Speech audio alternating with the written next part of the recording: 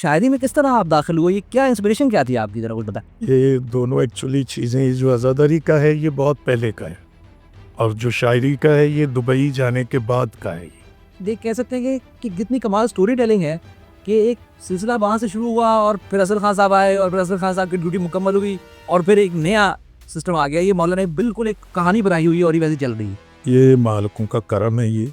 बाकी असगर खान बड़ा आदमी है, जो बात सच है वो बात सच है, हकीकत को बदला नहीं जा सकता।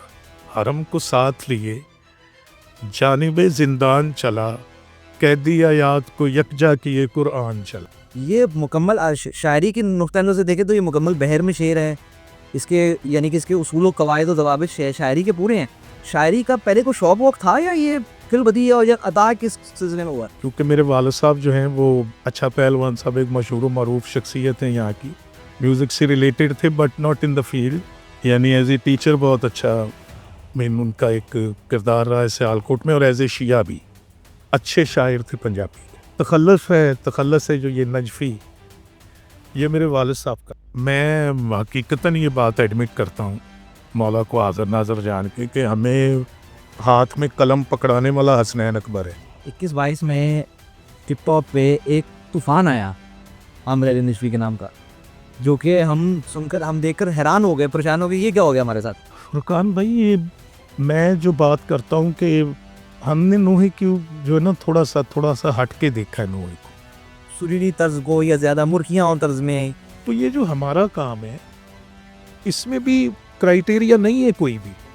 कलाम पर ये चीज़ सूट करती है, मैंने वही ट्यून बनानी है या वही ट्यून इस्तेमाल करनी है। फुरकान भाई, मैं ये समझता हूँ कि तर्ज ऐसी होनी चाहिए जिसको सब पढ़ें। आपने बनाया और आप तक ही महदूद रह जाए वो, आपने बनाया क्यों है? वीरा में हुन वतना ते नहीं जाना, वीरा में हुन वतना ते नहीं जाना, मैं अपने बाबे नू, मैं अपने बाबे नू अज एक ज़ख़म वखाना, वीरा में हुन वतना दे नहीं जाना।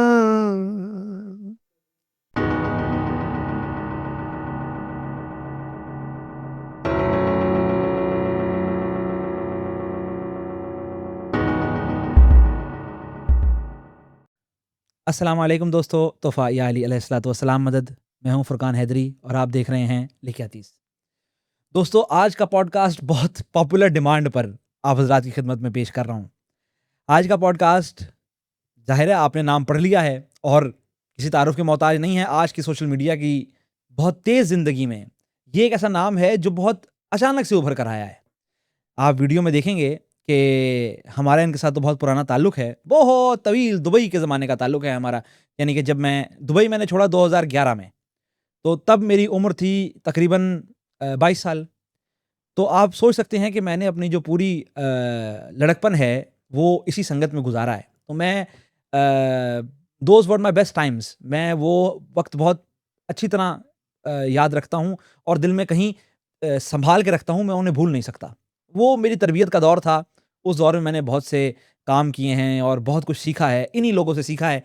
ये जो पूरी दुबई की संगत थी, जिसमें हामिद भाई जो कि शाहिद बल्तिस्तानी भाई के बड़े भाई हैं, टीपू भाई, नदीम भाई डनाटा वाले, आमिर अली नजफ़ी साहब, शिराज़ खां साहब और नो डाउट मीर हसन मीर साहब, ये एक ही संगत थी। और एक ही संगत में असगर खां साहब भी जितना अरसा दुबई रहे उसी संगत में पढ़ते रहे, हसनैन अकबर साहब और जो वहाँ के सलार थे शफ़क़त शाहजी, और जो हमारे दुबई के अफराद हैं वो भूल नहीं सकते इस बात को। मैं नजफ़ी साहब से भी ये पूछना चाहता था, आशूर पर मोहम्मद शाह इमाम बारगाह की जो न्यास की हलीम है उसे मैं नहीं भूल सकता।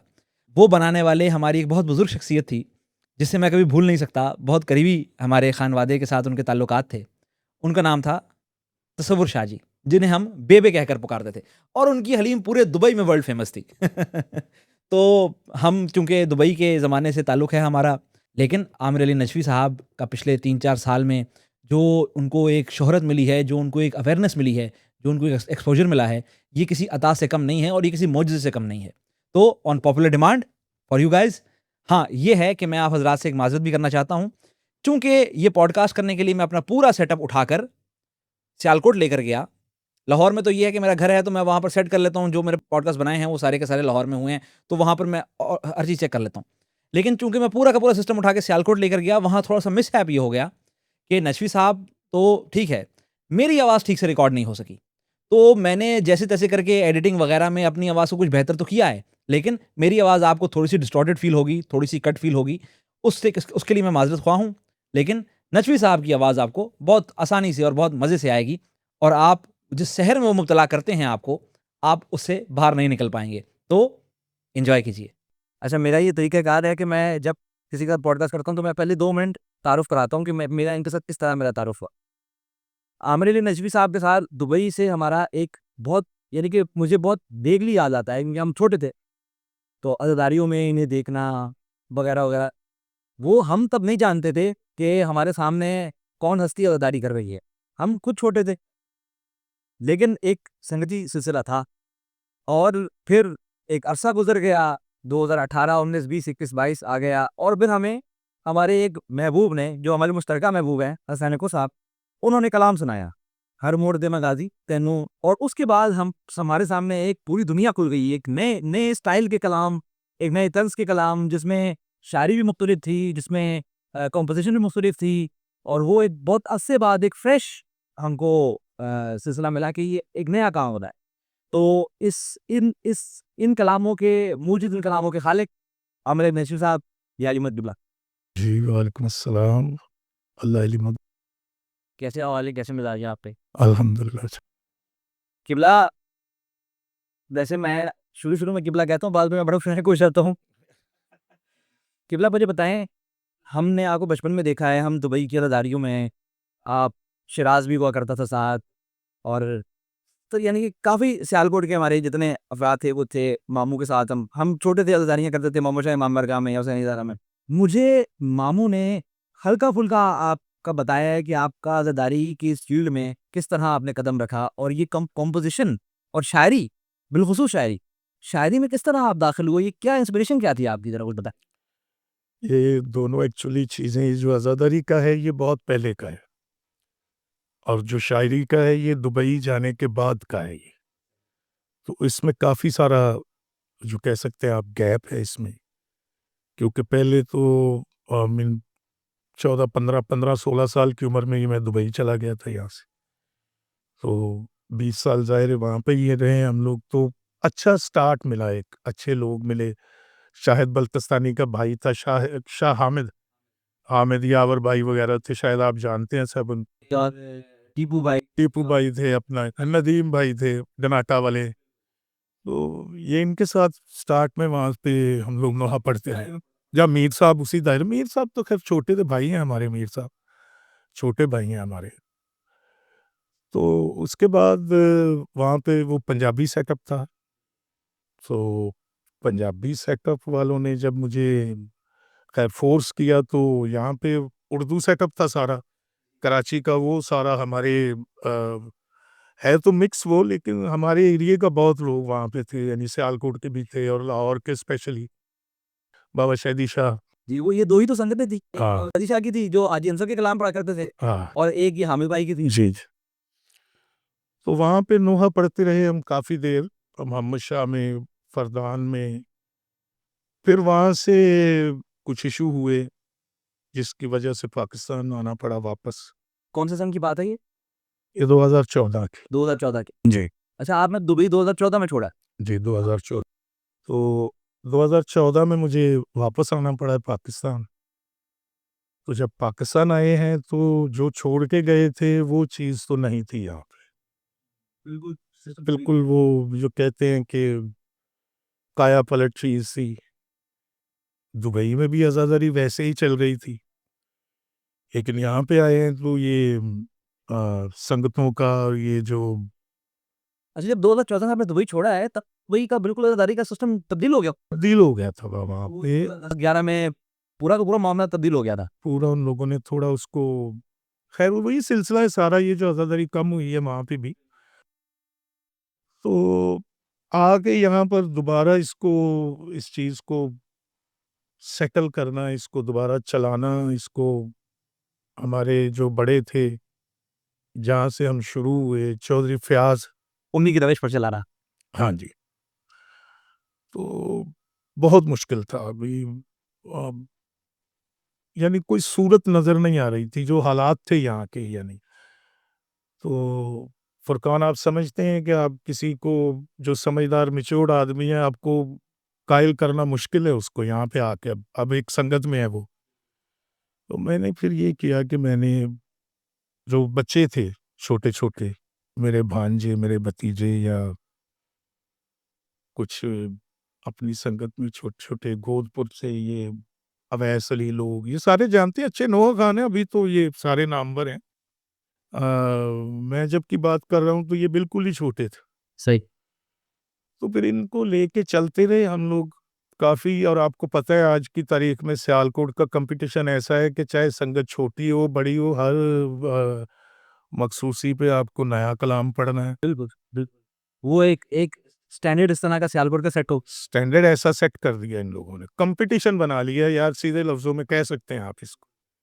और ये हमने तो नहीं इतना बनाया जितना बाहर वाली दुनिया ने बना दिया है कि भाई उसका सुनो। और जैसे भी आप बात करें तो आपकी एंट्री भी 2014 में हुई है। 2014 में। तो ऐसी पूरी काया पलट चुकी थी को। तो मैंने फुरकान ये छोटे-छोटे बच्चों को साथ लिया, और मैंने, क्योंकि जो चौधरी फ़याज़ की, जो जब हम शुरू हुए थे तो हम भी इसी एज के थे, जो ये बच्चे मैंने यहाँ आके सेलेक्ट किए। यानी 10 से 15 साल के, 12 साल, 14 साल, 15 साल, 16 साल, 17 साल। तो मैंने 6 साल इन लोगों के साथ में, यानी आपने कड़ियाँ जमा की और फिर गुलदस्ता बनाया। कह सकते हैं आप, ये आप लोगों के लिए, क्योंकि होता तो ये टीम वर्क ही है। किसी एक आदमी को आप इसका क्रेडिट दें तो मैं तो नहीं समझता कि ये बात सही होगी। अगर आप मुझे कहेंगे कि एक नोहा बना के आप खुद खड़े हो जाएँ, हल्के में पढ़ना शुरू कर दें, तो अब कैसे कर सकता हूँ मैं ये? जब तक मेरे साथ वो लोग ना हों जो मेरा हिस्सा हैं, जो मेरी टीम का हिस्सा हैं। तो ख़ैर इन लोगों ने मेहनत की, और कुछ फिर ये इन लोगों की सादगी भी थी कि इन लोगों ने बिल्कुल ही अपना एक, वो जो कहते हैं उसको, अंग, शायद ये लफ्ज़ ना ठीक हो। नहीं, नहीं, सुनने वाले लोग हैं वो समझ जाएँ। हाँ, मेबी, तो स्टाइल कह लें, एक जैसे एक एक हट के थोड़ा, जो टोन है उसका आवाज़ का, नोहे का, या जो जो जो सुनने की, जो जो लफ्ज़ हैं इंसान की समात में, वो तर्ज़ के साथ उनको कैसे उतारा जाए, यानी वो परफ़ेक्शन के साथ आप तक कैसे पहुँचे। ये ना हो कि कहीं आप अब तर्ज़ ही सुन के चले जाएँ, या ये ना हो कहीं आप लफ्ज़ ही सुन के चले जाएँ। तो इन दोनों चीज़ों पे मेहनत करनी पड़ी। तो अच्छी बात ये थी कि ये बच्चे थे सारे। मैं तो समझता हूँ कि शायद इसीलिए ये पिक कर गए, जो जॉनर चेंज कर गए अपना, और ये जो टोन इन लोगों ने जो बना लिया अपना, या तो वो अभी ये बिल्कुल एक हटके अभी कर रहे हैं ये। बिल्कुल ये किसी को भी आपको नहीं लगेगा कि ये किसी से बहुत ज़्यादा मुतासिर हैं। होना चाहिए, वाह! बब्बू खां से, असगर खां से, इनको मुतासिर होना चाहिए। अरे साहब! ये तो पहाड़ हैं भाई, ये वो क्या कहते हैं, ये बड़े लोग हैं यहाँ के, ये बड़े ट्यूनर हैं ये, वो मुंडे की वाले। आप ऐसा-ऐसा कलाम दे गए हैं वो। अब सियालकोट तो कोई, लेकिन ये है कि चलें, इन लोगों ने किया जो भी किया, ये इनका नसीब है, जो भी इनको आगे से प्यार मिला, या वो तो हम समझते हैं कि मौला पैंतन पाक का करम है इन लोगों पर, और इन लोगों की अज़र। क्यों कह रहे हैं या अब हम क्यों नहीं कह रहे? नहीं, मैं समझता हूँ कि शायद ये इनकी वजह से ही है, मैं ऐसा समझता हूँ। बात ये है कि मैं अगर शायर होता तो बचपन से होता, या मैं अगर ट्यूनर होता तो फिर मैं तो मैं ऐसे घराने से था कि मैं, बिल्कुल सही। लेकिन मेरे ये तो सारा कुछ हुआ है, ये तो बाद में हुआ है ना। अता है मौला की। पता है मौला की, ये कह सकते हैं। मैं तो आपके सफ़र को इस तरह देखता हूँ कि आप देखें, सियालकोट में एक नया इनकलाब आया असगर खान साहब के साथ। और देखते हैं कि जैसे ही असगर खान साहब की ड्यूटी मौला ने मुकम्मल कर ली, हमको सियालकोट को मौला ने खाली नहीं छोड़ा। एक नया हमको एक नई आवाज़, एक मुख्तलिफ रंग के साथ, जैसे आप अंग कह रहे हैं, मुख्तलिफ अंग के साथ हमको हमारे जो यानी जो हम सुनने वाले समझने वाले हैं, हमको हमारा डोज़ पूरा मिल गया। तो वो मुझे लगता है कि ये मौला की ये देख कह सकते हैं कि कितनी कमाल स्टोरी टेलिंग है कि एक सिलसिला वहाँ से शुरू हुआ और फिर असगर खान साहब आए और फिर असगर खान साहब की ड्यूटी मुकम्मल हो गई और फिर एक नया सिस्टम आ गया। ये मौला ने बिल्कुल एक कहानी बनाई हुई है और ये वैसे चल रही है। ये मालिकों का करम है ये। बाकी असगर खान बड़ा आदमी है, जो बात सच है वो बात सच है, हकीकत को बदला नहीं जा सकता। ठीक है, अच्छी बात ये है कि ठीक है हम लोग भी काम कर रहे हैं, जितनी हमारी बिसात है या जितनी हमारी कैपेबिलिटी है हम उससे हट के तो कुछ नहीं कर सकते, लेकिन ये है कि वो और लोग हैं अमल भाई, ये आप में शायरी का किस तरह से रुझान हुआ, कैसा क्या चक्कर हुआ भाई इतना? ये एक्चुअली हम लोग ना अ, ये बात है 2000 की शायद।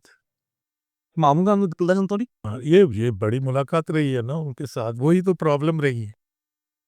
जब आ गए हैं ना भाई साहब दुबई में, तो हमें भी वो क्या कहते हैं, एक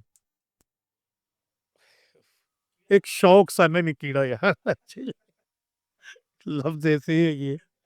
वो उस चीज ने ना थोड़ा, तो हमने लिखना थोड़ा थोड़ा ऐसा ना, कभी कोई लाइन लिख लेनी, मैंने ना अब एक लाइन ऐसे ही लिखी, ऐसे ही मैंने, क्या थी, कोई लाइन याद आती है? हाँ हाँ मैं सुनाता हूँ आपको। हरम को साथ लिए जानिबे जिंदान चला, क्या बात। हरम को साथ लिए जानिबे जिंदान चला, कैदी आयात को यकजा किए कुरान चला। क्या बात, क्या बात। तो मैंने आके वो, मैंने कहा पाजी, यहाँ पर मैं एक कम आपको एक आपने जो शेर कहा है, ये मुकम्मल शायरी की नुक्ता नज़र से देखें तो ये मुकम्मल बहर में शेर है। इसके यानी कि इसके उसूल व कवायद और ज़वाबित शायरी के पूरे हैं। शायरी का पहले कोई शौक वौक था या ये फिल्म और या अता किस सिलसिले में हुआ? ये भी एक छोटी सी बात है ये, क्योंकि मेरे वालिद साहब जो हैं वो अच्छा पहलवान साहब, एक मशहूर मरूफ शख्सियत हैं यहाँ की, म्यूज़िक से रिलेटेड थे but not in the field, यानी एज ए टीचर बहुत अच्छा मीन उनका एक किरदार रहा है सियालकोट में, और एज ए शिया भी अच्छे शायर थे पंजाबी के। तो ये जो तखल्लुस है जो ये नजफ़ी, ये मेरे वालिद साहब का था, अच्छा, उन्हीं का। ये उन्हीं का था। तो ये भी एक बात है, मैं ये बात जब देखिए हर एक आदमी ना अकीदत से लिखना कभी शुरू करता, तो मकता वैसे मैं भी नहीं लिखता था पहले खौफ से। और मुझे पाजी ने 2-3 बार बोला, यार तेनू शर्म नहीं आती यार, तो हाउ, तो आपको पता है वो कैसे, हाँ, मुझे उन्होंने बताया है। हाँ बस आप समझ सकते हैं। तो फिर मैंने जो है ना कोशिश करके ये मुखातब का यानी नजफ़ी साहब को ये मकता शुरू किया। तो ये शायरी का बेसिकली जो है ना मेरे वालिद साहब की तरफ से भी है मुझे, लेकिन मैं हकीकतन ये बात एडमिट करता हूँ, मौला को हाज़िर नाज़िर जान के, कि हमें हाथ में कलम पकड़ाने वाला हसनैन अकबर है। आप रहे, मैं हूँ, ये वाक़या है यानी ये कमरे में 3 लोग हैं जो ये दावा करने हैं, ऐसा कमाल आदमी। भाई मैंने अगर कोई लाइन लिख ली है तो मैं भाजी अब लिखियो ज़रा, तो आगे आप खुद समझ सकते हैं ज़ुबान, ठीक है ना? और पहले पहले वो सुन के फिर बाद में हम, लेकिन ये है कि कहते थे लिखो यार, लिखो, एटलीस्ट किसी के लिए नहीं लिखो, ये जो तुम्हारी संगत आती है ना, किसी को बोलती है मुझे नोहा दो मैंने बनाना, इनको लिख के दो। तो मैं कर भी वही रहा हूँ, इनको ही लिख के दे रहा हूँ। सुना। अच्छा, बाकायदे ये साथ पहला मौका कब पड़ा गया आपका संगत में? उन उन दिनों में यानी कि 2000 की जो दहाई थी उसमें उसमें पड़ा गया ना? ये ये बिल्कुल ही बाद में जाके नहीं, ये 2014 12-14 में शायद पहला जो जो कलाम मैंने लिखा मेरा, जो मुझे जहाँ तक याद पड़ता है, क्योंकि उससे पहले तो दुबई में बनाते थे हम लोग। इंतज़ार ने एक रिकॉर्ड किया, 1-2 कराची से इंतज़ार खान साहब ने। हाँ जी, ये बहुत पुरानी बात है। वो था अ, ये हशर नहीं तो क्या है, ज़ैनब है सरबरहना। का नाम है वो तो हाँ जी, तो वो मेरा वो इनिशियल, यानी जब आप कह सकते हैं ना कि ऐसे लिखना शुरू किया था, तो तब की बात है ये। उस एल्बम में मामू का भी कलाम आया था मुझे याद। हाँ जी, ये गाना मैं शाम नहीं कहता। मैं नाना में शाम लिखा था। तो वो लिख के दे दिया। फिर एक बड़ा गैप है पाकिस्तान आके ना, क्योंकि मैं आया तो बड़े खान साहब थे यहाँ पे, आप समझ सकते हैं। यूनुस खान साहब, यूनुस सरदार, जी, बड़े आदमी। एक वो थे हमारे पास, और फिर एक महमूद खान साहब थे, फिर एक नासिर खान साहब हैं, शायद अभी भी अल्लाह सलामत रखे उनको। तो वही नोहे का चक्कर के यार कहाँ से लेके आए हैं, और जिससे ले रहे हैं अंदर तो एक बात है, आप समझ सकते हैं कि अंदर एक बात है, आ गया एक पेपर, उसको देखा है तो दिल नहीं तस्लीम कर, आप समझ रहे हैं ना। यानी वो जो शायरी है आपकी, वो एक ऐसी एहसास से निकली है बाहर कि वो मैं यानी कि बड़े शायरों से बात करता हूँ, मैं बड़े शायरों की कहानी सुनता हूँ कि भई हमें कैसे शायरी शुरू की। आपकी बिल्कुल डिफरेंट है। आप कह रहे हैं कि वो क्योंकि हमें कलाम जो मिलता था उसकी दिली तस्कीन नहीं मिलती थी, हमने कहा कि हम खुद कलाम बन कहते हैं। फिर ये वहाँ से शुरू हुआ है। एक चेलम का नोहा आया था, ये उर्दू नोहे के बाद पढ़ा है हम लोगों ने, खैर याद नहीं आ रहा है। एक चेलम का नोहा है, वो हम लोगों ने बनाया पंजाबी। 14-15 में। हाँ जी। तो उसके बाद फिर ये, जैसे क्या कहते हैं कि चल निकला। और ये जो 2014 में आने से और अ, मसलन मामू भी 2007-8 में पाकिस्तान आ गए। तो ये जो पूरा सिलसिला है 10 साल का दुबई का, इसमें क्या ये प्रोसेस था? कलाम हो रहे थे या रुक गए थे या या यहाँ जब आया हूँ मैं, जी नहीं, दुबई का जो पूरा दुबई का आपको पता है, जब ये रिसेशन के बाद उधर क्या हालात हुए हैं, वो उथल पुथल हो गई है, नौकरियां कोई कोई इधर चला गया है, माहौल ही पूरे दुबई का चेंज हो गया था। उसके बाद तो उस दौरान तो फिर हर चीज ही बंद थी, आज़ादारियां भी बंद थी, काम भी बंद थे। आधी दुनिया, कोई पाकिस्तान आ गया है, कोई कहीं स्टक हो गया है, कोई कहीं पे रह गया है, बड़ा फर्क पड़ा। एक्चुअली ये जो कंटिन्यू लिखना शुरू किया है ना, ये 2012 से ही किया है। पहले तो हाँ, बाकायदगी पहले तो यही था कि एक लिख लिया, चलो सानिसा ही लिखी। फिर एक 2 महीने बाद में कहीं से मिल गया तो एक अंतरा लिख दिया। पहले ऐसा ही चलता रहा है, लेकिन अभी भी ऐसा ही है। ज़्यादा नहीं लिखता हूँ, सॉरी थोड़ा यार, ज़्यादा नहीं लिखता मैं। अच्छा खान साहब, अब 2012-14 में आप कह रहे हैं पहला कलाम यहाँ पे आपका बहुत यानी कि एक अरसे की जो मशक है और जो लिखना फिर भूल जाना, फिर कभी कलाम को जमा कर लेना या 6 महीने बाद एक कलाम को पूरा कर लेना या कभी एक शेर लिख लेना।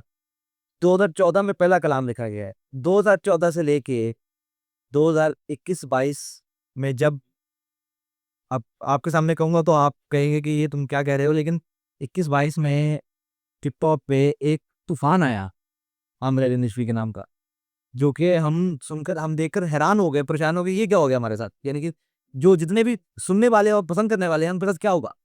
ये जो पूरा सफर है इसके बारे में कुछ बताएं आप। फुरकान भाई, ये मैं जो बात करता हूँ कि हमने नूहे की जो है ना, थोड़ा-सा हट के देखा है नूहे को। अब ये हर ट्यूनर जो है या हर कंपोज़र आके यही बात करता है कि जी गाने से हट के है। मेरा नोहा गाने से हट के है। सब यही कहते हैं। अब मुझे एक बात बताएँ, गाने से बच के आप जाएँगे कहाँ? नहीं जा सकते, बिल्कुल नहीं जा सकते। अगर गाने से बचना है तो बेसिक उसका जो मज़ा है उसको कम करना पड़ेगा। अब हर आदमी अकबर बाज़ के जैसा अक्लमंद तो नहीं है कि वो उसको सीधा करके गाने से भी बचा ले, और उसको उसकी जो क्या कहते हैं उसकी जो, मैं मेरी बात को आप समझ रहे हैं, कि वो बचा भी ले उसको और वो रचाव भी कर ले वैसा सुरों के साथ। ऐसा तो कोई भी नहीं, सही बात। ठीक है ना? तो हमारे साथ ये हुआ कि हमने सिर्फ़ बचने की कोशिश की, रचाव को नहीं। हम लोगों ने रचाव को कम देखा। सही। जो सुरों का जो रचाव होता है ना, जैसे हम लोग कहें कि हमने बड़ी सुरीली तर्ज पढ़ दी, तो हमने सुरीली की तरफ ध्यान कम दिया। और ये मेन असल काम ये हो गया कि ये काम आपने किया। क्योंकि जितनी इनकी कैपेबिलिटी थी, जैसे ये बच्चे शुरू हुए, जो ये कर सकते थे वही करेंगे ये। लेकिन ये आपकी अपनी मेंटालिटी में बताया ना कि मैंने ये नोहों के अंदर इसको मैंने इतना ध्यान देना नहीं है। यानी कि ज़्यादा सुरीली तर्ज को या ज़्यादा मुर्खियाँ तर्ज में या कोई पेचीदा तर्ज हो, मैंने उस पर ध्यान नहीं देना। नहीं फुरकान भाई, बात ये है कि शरीयत में भी हर चीज़ का क्राइटेरिया है, लेकिन रोने का कोई क्राइटेरिया नहीं। जैसे अगर बाप मर जाए तो उसका कोई क्राइटेरिया नहीं कि तुम कितनी आवाज़ में रो सकते। नहीं, बिल्कुल सही। ये पसंद नापसंद की बात मैं कर रहा हूँ। मैं एक बात कर रहा हूँ, तो ये जो हमारा काम है, इसमें भी क्राइटेरिया नहीं है कोई भी। कोई नहीं। बट हमें थोड़ा-सा इसको ध्यान में रखना चाहिए कि जो सूटेबल चीज़ें हों, जी। उन सूटेबल चीज़ों से इस्तिफ़ादा करना चाहिए, ना कि वो चीज़ें जो उनके लिए है ही नहीं। बिल्कुल। उस चीज़ को लें, उस चीज़ से इस्तिफ़ादा करें जो बनती है कि भई अगर नोहा है, तो नोहे का सुर एक ऐसा होना चाहिए।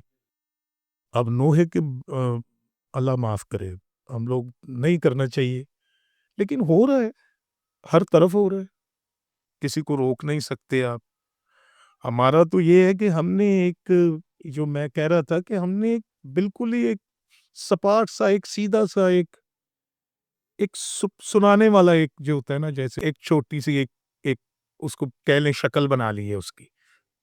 एक्चुअली है तो ये सारा काम सियालकोट का ही।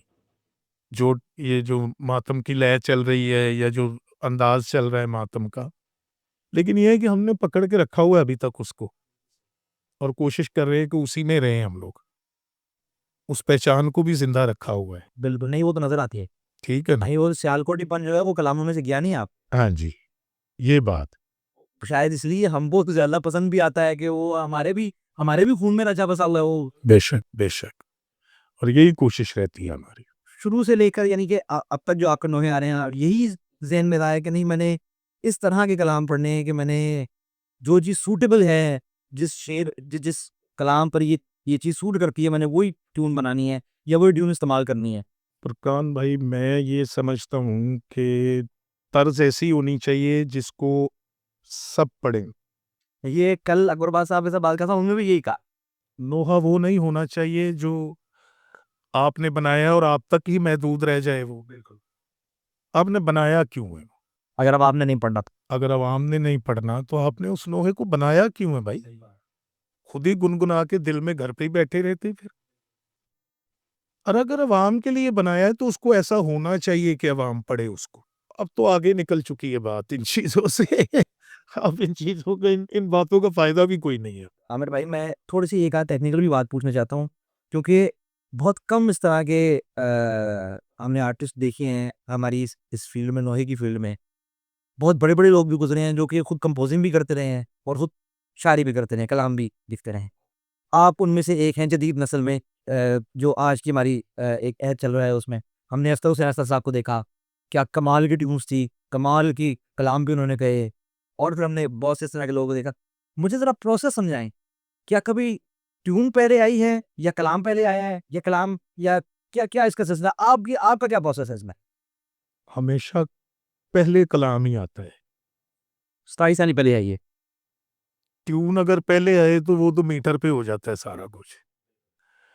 लेकिन हमारी थोड़ी प्रॉब्लम है यहाँ पर बच्चों की भी, जो हमारे ट्यूनर हैं। मैं तो बनाता हूँ, मैं तो खुद ही, मैंने तो मीन वो क्या कहते हैं कि वो एक साथ ही चल पड़ना है। अभी मैंने कि 28 की एक तर्ज बनाई थी पीछे, सादी आपके जो आपका स्टाइल है वो हम देखते हैं। सबेर बिरादी मैयत ये शादी है। तेरा तो वीर बचा हाय, हाय! शबीर बिरादी मैयत वीरा तो वीर बचाए अखियां दा नूर बेज़ारा दा अखियां दा नूर बेज़ारा दा ए नजाद मानो समझा जब यानी मेरा हो तो मेरा तो इकट्ठे ही चलता है वो मीन साथ साथ में। ये क्योंकि मुझे इसलिए ये बहुत फैसिनेटिंग लगता है, क्योंकि मैंने अपनी ज़िंदगी में देखा है कई कंपोज़रों के साथ भी हमारा मेल-जोल बड़ा रहा है। मामू के तवज्जुह से हम साथ-साथ ही रहे हैं। शायरों के साथ भी रहा है, वो भी मामू के तवज्जुह से। मेरी यानी कि अपब्रिंगिंग ही इस पूरे माहौल में हुई है। कहीं कंपोज़र हैं, कहीं, लेकिन ये जो एक इम्तिज़ाज है ना कि कंपोज़र भी और शायर भी, मुझे ये अपने ज़माने में बहुत कम नज़र आए। ये डिफिकल्ट है। ये डिफ़िकल्ट है, तो मैं ये मुझे बड़ा परेशानी होती है, बड़ा हैरान होता हूँ। या होता कैसे? ये बस वही जो मैंने आपसे बात पहले की है कि जब कुछ नहीं करने को तो क्या करें फिर। और ये मेरी ये नहीं है कि मजबूरी, शायद मेरा लिखा है, ये लफ्ज़ की मजाल नहीं है कि वो हमदो सना बन जाए। मेरे लिए भी कुछ लिखा ही होगा तो ये हुआ है, लेकिन मैं इसमें मैं ये सच्ची बात है, कोई ये नहीं कोई क्रेडिट लेने के लिए, मैं इसमें अपना कोई कमाल नहीं सकता। ये उनकी मेहरबानी है, ये उनका करम है। इंसान का कुछ नहीं है इसमें, क्या बात! कोई करने वाला नहीं है। अच्छा, अब मैं यानी कि आपको भी देरी हो रही है। मैं ज़रा वाइंड अप करने की तरफ आता हूँ। मैंने आपसे 2 कलाम सुनने हैं, लेकिन उससे पहले आपने ये 2 कलाम लाज़िम सुनने हैं मैंने, लेकिन उससे पहले आपने मुझे बताना है कि अब जो अ, आगे का क्या यानी कुछ सोचा है, या बिल्कुल इसको इसी तरह मौला पे छोड़ दिया है कि क्या करना है, जो होता रहेगा देखते रहेंगे, या कोई सफ़र के बारे में सोचा है? नहीं, हमने काफ़ी अपनी जो जिस तंजीम में हम लोग काम कर रहे हैं, हम लोग एक्चुअली फुरकान काम ही कर रहे हैं बस। शायद आपने सुना भी हो कि हम लोग काम ही सिर्फ़ कर रहे हैं। मैं भी काम कर रहा हूँ। अब काम करना यहाँ पे कितना मुश्किल है ये आप खुद समझते हैं। लेकिन हमने इसको महदूद नहीं रखा यहाँ तक कि सिर्फ़ अज़ादारी पे रहे, हमने एक छोटा-सा काफ़िला भी बनाया है। वालिय शाह खुरासान के नाम से, जो हम लोग 3 जमादुल सानी का पुरसा पढ़ रहे हैं कुंभ में, पाक मासूमा कुंभ के रोज़े में। तो अभी दूसरा साल हो गया इंशाअल्लाह, वो भी एक हमने अभी ये रिसेंटली 2 साल से हमने शुरू किया है इसको। और इंशाअल्लाह फ्यूचर में इस पे हम लोग काम करेंगे। रिकॉर्डिंग्स के बारे में कभी सोचा है? ये एक आध तो आपकी एल्बम भी आई है शायद।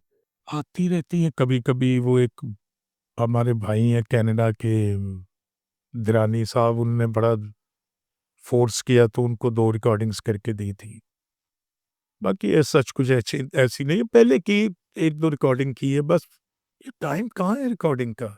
वो तो आप मुझे बता रहे हैं कि 21 रमज़ान की तैयारी शुरू हो गई है, और कलाम जो है वो उसकी रेसेस भी स्टार्ट हो गई हैं, सारा कुछ शुरू हो गया है। मेरी एक फ़रमाइश है, बल्कि मेरी तो 2 फ़रमाइशें हैं, बाकियों का मुझे पता नहीं। मुझे जो आपने तेरा सफ़र का कलाम जो आपने इस बार पढ़ा है, मुझे आपने उसका एक 27 सानी अंतरा ज़रूर सुनाना है। बिस्मिल्लाहिर्रहमानिर्रहीम, अल्लाहुम्मा सल्लि अला मुहम्मद। वीरा में हुन वतना ते नहीं जाना, वीरा में हुन वतना ते नहीं जाना, मैं अपने बाबे नू, मैं अपने बाबे नू अज एक ज़ख़म वखाना, वीरा में हुन वतना दे नहीं जाना, ज़ैनब दी मंज़िल दूर, मेरे सफ़रां दा हुण वेला है, ज़ैनब दी मंज़िल दूर, लंघ आया तेरी लाश कोलों, लंघ आया तेरी लाश कोलों, ज़ैनब दादी मजबूर ज़ैनब दी मंज़िल दूर मेरे सफ़रादा हुण वेला ज़ैनब दी मंज़िल दूर एक उजड़े काफ़िले ने नजफ़ी फिर जिदा सबर बहाया फिर जिदा सबर बहाया कायनात नू बनागे ने कायनात नू बनागे ने कुरान दे मंशूर ज़ैनब दी मंज़िल दूर अल्लाहुम्मा सल्ली अला शुक्रिया, हमें वक़्त दिया, हमें हमारी छोटी-सी काविश को हमने बड़ी मेहरबानी जनाब ये हमने छोटा-सा कोशिश की है कि जो हकदार हैं, उनके साथ हम बात करें और उनकी कहानी पूरी दुनिया तक आए ताकि सबको पता चले कि हमारे यहाँ कैसे-कैसे लोग बैठे हुए हैं। तो आपकी बहुत मेहरबानी है, आपका बहुत मशकूर मुतशक्किर हूँ। मैंने आपको एक बार कहा, मामू ने आपको एक बार कहा और आपने हाँ कर दिया। मैं मिल ली अभी भाई हमारे हमारे उस्तादों का हुक्म है और आप खुद बहुत अच्छे शायर हैं मैंने शेर सुना है आपका सो मैं वैसे भी रिस्पेक्ट कर सो ऐसी बात नहीं है कि मैं आपकी मेहरबानी समझता हूँ जो आपने इस लायक समझा जनाब थैंक यू वेरी मच जो नहो खान तंजीमें हैं या जो मातमी संगतें हैं उनसे एक रिक्वेस्ट है कि ये जो आज़ादारी है ना इसको गरीब की पहुंच में रहने दें अरे हाय! क्या बाबा! क्या थैंक यू वेरी मच दोस्तों, उम्मीद है कि आपको ये पॉडकास्ट पसंद आया होगा।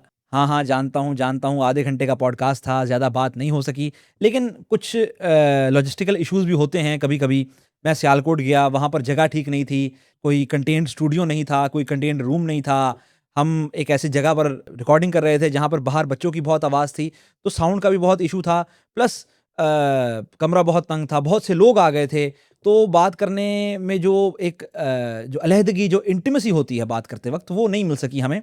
लेकिन नजफ़ी साहब तो अपने बड़े भाई हैं, नजफ़ी साहब तो हमारे अज़ीज़ हैं। तो जब आप हज़रात दोबारा से कहेंगे, हम नजफ़ी साहब को आप हज़रात की खिदमत में पेश कर देंगे और वो बहुत खुश अख़लाक़ी के साथ, बहुत हुस्न ज़न के साथ वो हमारी बात को तस्लीम करते हैं। आपने देखा है कि वो ये नहीं देखते कि ये मुझसे छोटा है, ये बच्चा है। हालाँकि अब मैं बचपन में और बुढ़ापे में कहीं फँसा हुआ हूँ। लेकिन जो सीधी बात है यार, चूँकि मेरा बचपना इन्हीं हस्तियों में गुज़रा है, इन्हीं लोगों में गुज़रा है, तो मैं इनके लिए हमेशा बच्चा ही रहूँगा।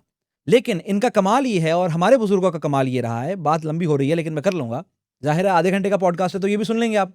इन लोगों का कमाल ये रहा है कि इन्होंने कभी भी उम्र या हैसियत में तफ़रक़ा नहीं किया। मैं अब चूँकि ज़ाहिर है इन सब से 15-15, 20-20 साल छोटा हूँ, लेकिन इन तमाम हज़रात ने मुझे अपनी महफ़िलों में बिठाया, मुझे अपनी महफ़िलों से सिखाया, मुझे अपनी महफ़िलों से कभी उठने नहीं दिया। तो मैं इन तमाम हज़रात के साथ बिल्कुल उसी तरह हूँ जिस तरह मैं अपने यार दोस्तों के साथ होता हूँ। और ये तो फिर एक अलग बात है, लेकिन इनसे भी जो बुज़ुर्गान हैं, मैं उनके साथ भी बिल्कुल ऐसा ही हूँ, क्योंकि उन्होंने भी मुझे अपनी महफ़िलों में उसी तरह बिठाया, उसी तरह प्यार से बिठाया और वहाँ से उठने नहीं दिया जब तक कि मैं कुछ सीख ना जाऊँ। तो ये हमारे असातिज़ा हैं, ये हमारे बुज़ुर्ग हैं, ये हमारे बड़े हैं और मैं ताहयात इनका मशकूर व मुतशक्किर रहूँगा, क्योंकि इन्हीं की बाइस मैंने जो सीखा है वो सीखा है, जो मैंने जाना है वो जाना है। चाहे वो उलमा हों, चाहे वो ज़ाकिरीन हों, चाहे वो शुअरा हों, चाहे वो नोहा ख़्वान, सोज़ ख़्वान या मरसिया निगार हों। तो ये था आज का पॉडकास्ट। उम्मीद है आप हज़रात को पसंद आया होगा। तमीज़ थोड़ी ज़्यादा लंबी हो गई, इंट्रो ज़्यादा लंबा हो गया, लेकिन चूँकि आधे घंटे का पॉडकास्ट था, इतना तो आप लोग बर्दाश्त कर ही सकते हैं। ज़ाहिर है अपनी भी थोड़ी बात करनी होती है ना, अपने दिल की बात मैं कहाँ से निकालूँ? तो लाइक, शेयर और सब्सक्राइब कीजिए। इंशाल्लाह अगले हफ्ते फिर एक पॉडकास्ट के साथ आप हज़रात के सामने आऊँगा। उम्मीद करता हूँ कि आपको ये पॉडकास्ट भी बहुत पसंद आया होगा और उम्मीद यही भी करता हूँ कि इंशाल्लाह आइंदा के मेरे काम भी आप हज़रात को बहुत पसंद आएँगे। और अगर कोई गलती हुई है, कोताही हुई है, जैसे मैंने कहा यार साउंड का थोड़ा-सा प्रॉब्लम था, थोड़ा-सा मैनेज कर लीजिए। अब हर चीज़ तो इलेक्ट्रॉनिक्स हैं यार, नहीं साथ देते, क्या कर सकते हैं? और जो स्पॉन्टेनिटी सिंगल टॉक में होती है, एक दफ़ा में होती है, वो बार बार तो नहीं हो सकती। अब मैं बार बार रुकवा कर उनको दोबारा से रिकॉर्डिंग तो नहीं कर सकता था, लेकिन खैर जो हो गया वो हो गया। आप हजरात भी मैनेज कर लीजिए। जैसे मैंने कहा कि नजवी साहब की अपनी आवाज़ आपने देख भी लिया, उनकी आवाज़ में कोई प्रॉब्लम नहीं है, मेरी आवाज़ में प्रॉब्लम है। मेरी आवाज़ कौन सुनता है यार, खैर है। तो ये था आज का पॉडकास्ट। इंशाल्लाह अगले हफ्ते फिर मुलाकात होगी। तब तक के लिए मैं हूँ फुरकान हैदरी और आप देख रहे हैं लिखियातीस।